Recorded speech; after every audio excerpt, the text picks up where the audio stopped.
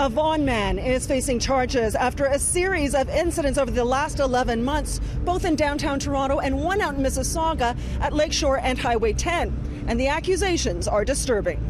A man's being charged with 4 counts of sexual assault as well as 4 counts of forcible confinement. Senel Comic is 38. The charges against him date back to last December.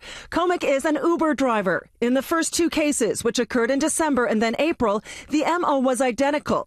At around 2 a.m., the woman called an Uber. When the car pulled up, she got in it, but it was not the Uber she ordered.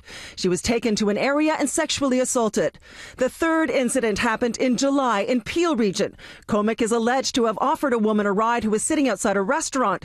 She accepted, and allegedly he drove her to a parking lot and sexually assaulted her. The fourth incident happened in October near Polson and Cherry Streets. A woman was waiting in a designated taxi area. A man who was parked nearby told her he was an Uber driver. She accepted a ride, and then police alleged she was sexually assaulted. Do you feel that the police did everything in their power to make sure that the public knew about this? We do what we can with the information that we have. But questions are being raised about how Toronto police have handled the case and why a link between the 4 incidents was not made sooner. Besides the Uber connection, police knew in July that a white van was being used. They also had a composite sketch after the April attack and then a security cam image after the Peel attack, which depicts a similar looking man. Even though 2 news releases were put out, one by Toronto police in May and one by Peel in July, sex assault activists and counselors think more should have been done to warn the public a serial rapist was on the loose.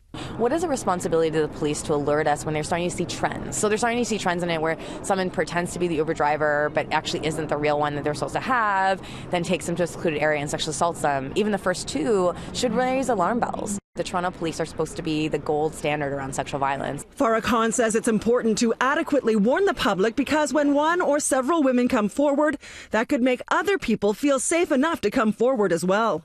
I'm angry to hear it. I'm not sure what we have to do in the city for police accountability. Now we need to look at Uber accountability as well. Jane Doe has personal experience that brings today's news close to home. In 1986, she was sexually assaulted by a man dubbed by police the balcony rapist. They eventually arrested him. He was convicted of 5 sexual assaults. But Jane Doe, who has never been publicly identified, concluded that because police did not warn the public, her safety was not protected. She sued Toronto police and won. Now she is a sexual assault activist. There is a notion that my case made a difference, when in fact that's not true. The police have no obligation to warn us whatsoever. They do it at their own discretion, and that can come down to individuals. So in 30 plus years, you feel like nothing has changed? I know nothing has changed. For now, police are telling people to make sure they get in the right vehicle when ordering a rideshare. Uber has an app where you see the vehicle, you see the person that's to pick you up, and just to make sure. Uber did release a statement late this afternoon which reads in part, "What's been reported is horrible and something no person should go through. As soon as we learned about these incidents, we immediately removed the driver's access to the app. But as police suggest, we have no evidence that these incidents occurred on the Uber app."